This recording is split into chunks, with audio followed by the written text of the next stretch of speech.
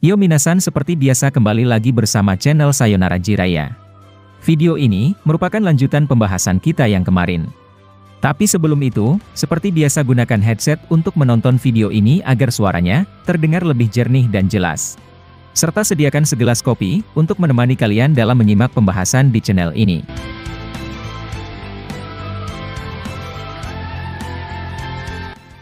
Adegan pertama dimulai dengan memperlihatkan seorang Suigetsu yang sedang berada di markas Orochimaru. Di sana, dia ditugaskan oleh sang Sannin tersebut untuk melakukan pengawasan terhadap salah satu Sumeaka. Sebelumnya, Sumeaka tersebar hampir ke seluruh desa Konoha dan beberapa dari mereka pasti juga muncul di dekat markas Orochimaru.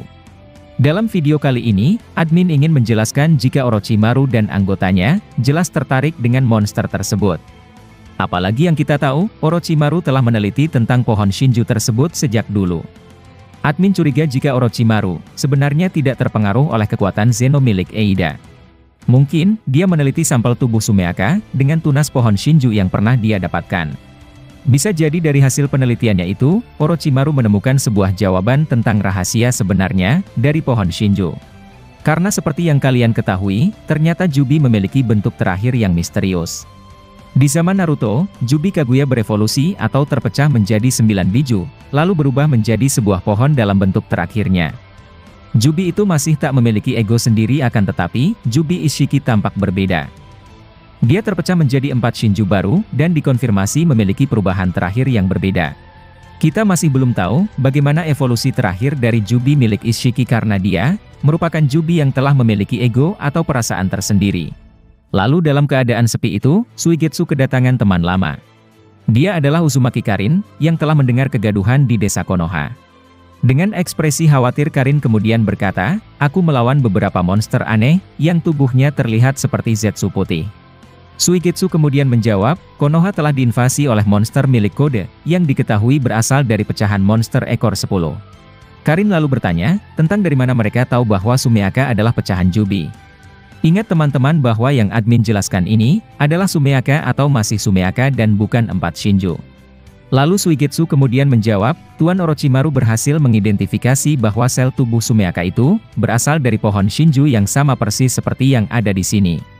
Karin lalu terkejut karena tak menyangka bahwa ternyata di luar sana masih ada monster ekor 10 yang berkeliaran. Adegan lalu berpindah ke desa Kirigakure, di mana salah satu shinobi baru diperlihatkan memerintahkan Anbu mereka untuk pergi ke desa Konoha.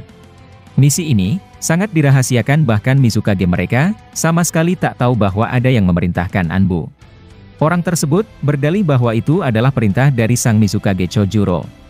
Kemudian, dia diberikan misi agar menyusup ke desa Konoha, lalu menyamar untuk mencari informasi mengenai Boruto. Seperti yang diketahui, di chapter 6 telah dijelaskan jika Shikamaru tidak membunuh Boruto, maka desa lain akan sedikit tak percaya kepada Konoha.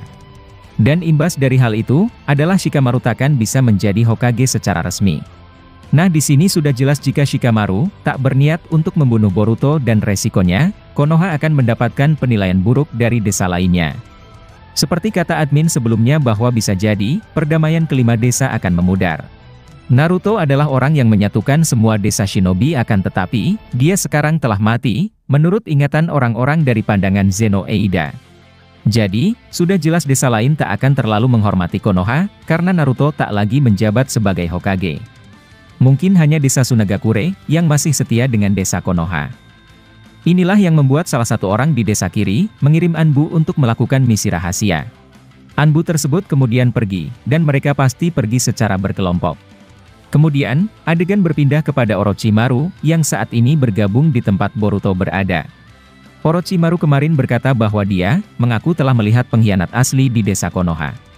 Saat mendengar itu, Kawaki sedikit menampilkan ekspresi yang begitu kesal. Dia lalu bertanya, apa maksudmu dan siapa orang yang kau sebut sebagai pengkhianat itu? Orochimaru kemudian menjawab, aku tak ingin menjawabnya di sini karena kulihat, sedikit permasalahan langsung akan menjadi masalah besar. Intinya sekarang, dinginkan kepala kalian karena aku sedang meneliti tentang sampel pohon suci. Aku berhasil meneliti jika monster kode itu merupakan pecahan dari seekor Jubi. Hanya saja, Jubi ini sedikit berbeda dan memiliki ingatan sendiri. Bagaimana bila aku berkata bahwa ini ada kaitannya dengan Otsutsuki? Atau dengan Dewa Otsutsuki sekaligus? Nah, mendengar ucapan Orochimaru, mereka semua tampak terkejut. Salah satu Anbu kemudian berkata, itu mungkin ada kaitannya karena mustahil bahwa Jubi memiliki ego sendiri atau pikiran sendiri. Ini adalah sebuah senjata tanpa perasaan, yang akhirnya memiliki perasaan sendiri dan siap untuk membabi buta. Kami mendapatkan sebuah laporan, jika tubuh Dewa Otsutsuki telah terpecah belah. Amado pernah menjelaskan jika Dewa Otsutsuki mungkin masih hidup meskipun tubuhnya telah hancur sekalipun. Sarada lalu menyambung ucapannya dengan berkata, itu berarti, salah satu kekuatan mahakuasa Dewa Otsutsuki tersebut, ada di tubuh dari Jubi itu sendiri. Boruto lalu berkata juga, mereka berubah bentuk, akibat karma putih milik seorang kode. Aku masih belum tahu, mengapa hal itu dapat terjadi dan sepertinya, karma kode merubah tombol on untuk menghidupkan ego para Shinjo. Jika ini berkaitan dengan Dewa Otsutsuki, berarti karma kode adalah salah satu kekuatan dari Shibai Otsutsuki itu. Admin telah menjelaskan sebelumnya, bahwa perubahan terakhir Shinjo bisa jadi adalah kemunculan Shibai. Namun, teori ini masih perlu kita tunggu lagi, pada chapter-chapter Boruto ke depannya. Lalu kemudian, adegan berpindah dan memperlihatkan Sasuke dan Hidari, sedang bertarung di alam bawah sadar milik Hidari. Pertarungan ini, sama persis dengan saat Naruto, melawan Kurama untuk mengendalikan cakranya. Sasuke berniat untuk mengambil kembali kesadarannya, dengan melakukan beberapa serangan. Sasuke menghembuskan bola-bola api, langsung ke arah Shinjo Hidari. Akan tetapi, Hidari kemudian menyerap itu dengan mudahnya. Sasuke lalu berbicara dalam hati dengan berkata, walaupun dia menyerap ninjutsu, tapi aku hanya perlu menunggu dia lengah. Jika momen itu datang, Amaterasu mungkin cocok untuk melemahkannya. Tak kusangka bahwa aku, seperti sedang melawan dirimu sendiri. Shinjo Hidari lalu mengeluarkan Chidori, dan berlari ke arah Sasuke. Sasuke juga mengeluarkan Chidori miliknya, dan mereka sama-sama menghantamkan Chidori itu. Efek Chidori mereka, membuat tempat itu terlihat seperti neraka sebuah petir. Saat mereka saling menabrakkan Chidori, tiba-tiba Sasuke muncul di belakang Hidari dan berniat menyerangnya. Hidari terkejut, karena di depannya ternyata hanyalah sebuah bayangan dari petir. Hidari lalu langsung menghindar, menggunakan limiter miliknya dan berpindah ke sisi lain. Hidari lalu berkata, kau benar-benar cukup hebat dan cukup cepat, untuk memikirkan momen tersebut. Aku bahkan tak menyadari, jika kau telah membuat bayangan seperti tadi.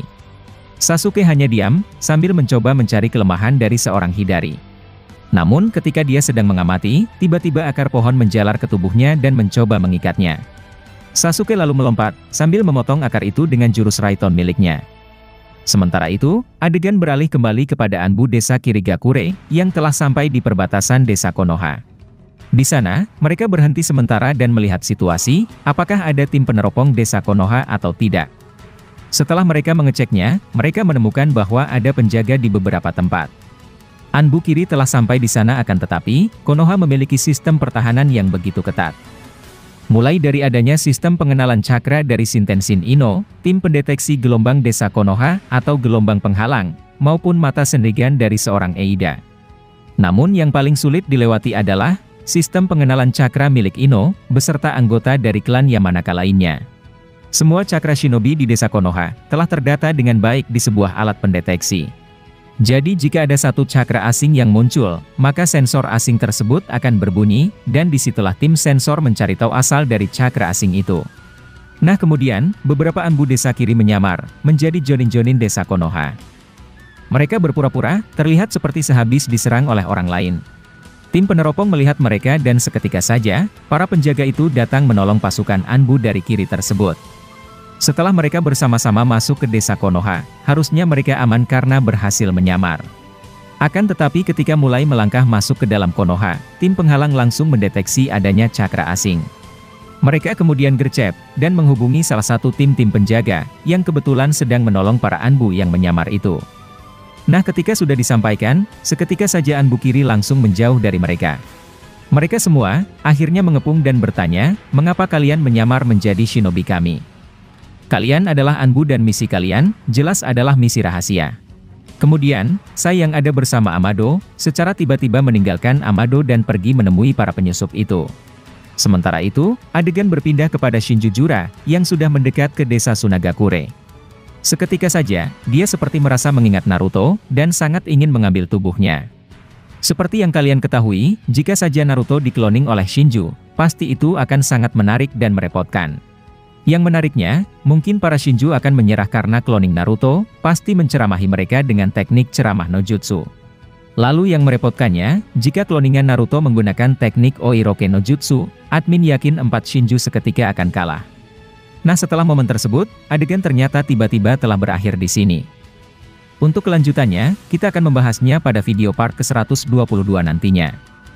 Masih banyak prediksi atau hal-hal yang akan terjadi ke depannya, yang bakalan kami bahas tuntas di channel ini.